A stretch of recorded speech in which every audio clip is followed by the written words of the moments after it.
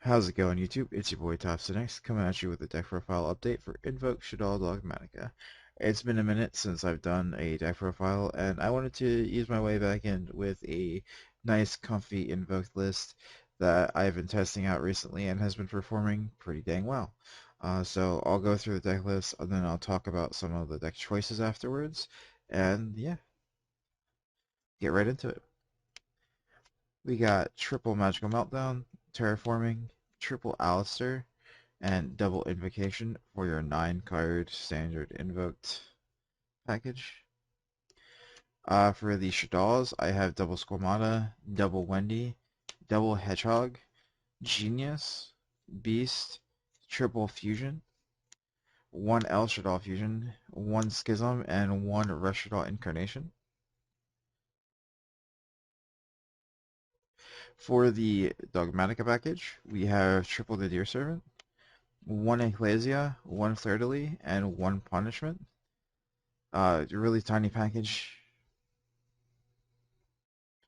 And then for the rest of the deck, we have mostly fusion power spells or just and a small engine. So we have 3 Fright for Patchwork, 2 Edgem Chain, 2 Polymerization for the Edgem package, and then we have 3 Super Poly, a Foolish Burial, and a Call by the Grave to round out your spells, giving you a 41 card list. For the extra deck, it's pretty easy. We'll give you one Artemis. We'll show you one Artemis, one Gravity Controller. We have 2 Winda, 2 App Cologne, and 2 Construct, followed by Makaba, Ragin, Kaliga, Purgatrio, Algoedes for your 5 invoked cards, and a Chimera and a Dragostapelia. Just I guess a quick talk about the extra deck. Dragostapelia over Mudragon, just because I think Mudragon is pretty powerful in the format, but I think it's less effective than Dragostapelia if you play Dragostapelia correctly. Super Poly can mean a lot to the game, especially if you're clearing a board that already exists and dodging stuff with it, so that way you're able to still play the game through stuff. And then you have Guardian Chimera just because of its because it's just a good card. It's an insane card. And then you have your 5 invoked cards. I think I don't really want to try to fit Chimicaba in, but you certainly need Ragin for Flunderies, which is probably like the most contentious invoked fusion in the extra deck. Um, and then we have our 6 Shaddoll fusion monsters. It's just 2, 2, and 2 is a pretty good ratio, so that way you can still do your infinite Shaddoll loop, and so that way you can still do a lot of combos and outgrind your opponent, and then obviously your Chain Link monsters because they enable your plays. For the side deck, it's pretty simple. It's just 3 Veiler for Flunderies, 3 Droll for Flunderies, 3 Chaos Hunter for Kashtira, and Goaty and a couple of other decks. It's pretty much just if the deck banishes cards for any reason, I play Chaos Hunter, just because like it helps beat Runics, it helps beat um, a ton of decks. So it's just there for that reason.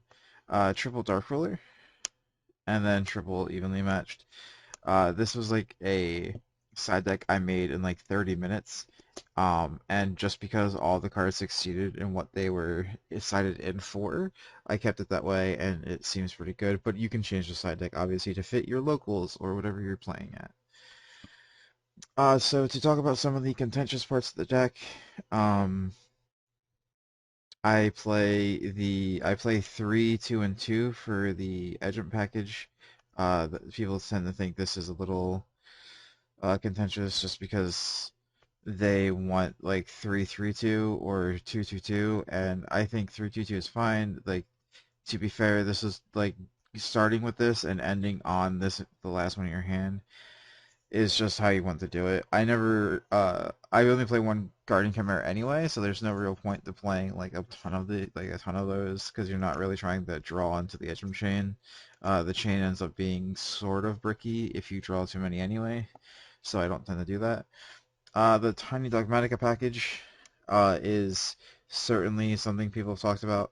Um, people tend to forget that you can add from graveyard with Nadir Servant. So you use Shaddoll Fusion, you send a Shaddoll such as we'll say Hedgehog, or we'll say Wendy and Ecclesia, right? You make Construct. So that way you can go Construct 1, Wendy 2, and then at the end of your combo, after you've done your plays, you can activate Nadir Servant, send Apcolone, bring back the Ecclesia from graveyard, Apcolone Grave Effect, add Schism, dump card, Special Ecclesia, add Fleur de Lis to hand, and then you still have your full combo. So it's people tend to think that like just because you only have the one Ecclesia, it's like you don't have enough targets for Nadir Servant. People also tend to forget that like if you mill this, then like I don't if I milled this like from Calbeck or something, I didn't want my Nadirs to be dead, especially if or I didn't want my Ecclesia to be dead, so I play the one punishment.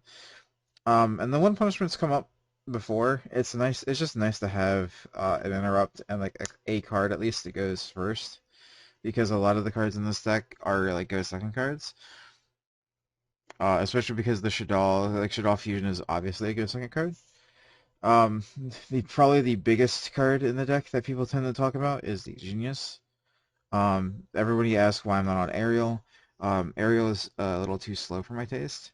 So the issue with Aerial is that when you use Aerial Effect, it triggers after it hits graveyard, and then you have to target 3 cards.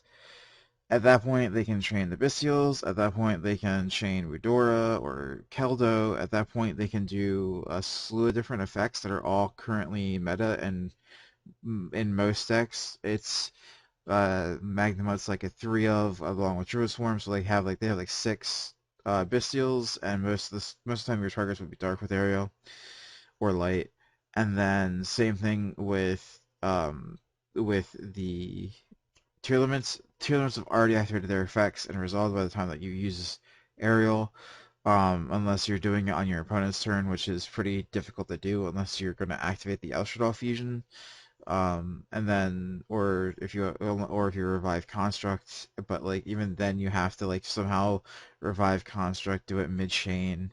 It's really tedious and difficult to try to do it with Aerial to hit like tier limits.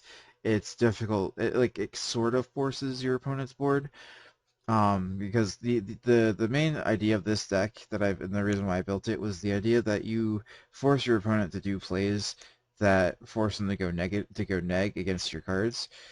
And I think Genius currently is the best way to do it, just because of you're forcing your opponent to use board effects before they need to, or just not use them at all. So like for example, Rukalos, things like Dragostapelia, things like Muddragon in the Swamp, so that way I can know like not to go into targeting effects, so I can know not to do certain things. So it's just that kind of issue with the game. Like Ariel isn't the best, and I needed another one that wasn't a dark Shaddoll, and I didn't want to play the Kit Shaddoll because he's bad. But yeah, so that's it for the deck profile. Remember guys, I upload daily videos. I upload daily dueling book videos, high rated, and I upload some deck profiles once in a blue moon. So subscribe for more content. Comment down below what you would change in a deck or what kind of deck profile you want to see next. I have sprites lined up, and I have a tier limit list that's a 60 card variant lined up. So let me know if you guys want to see that. And thank you for watching, guys. Peace.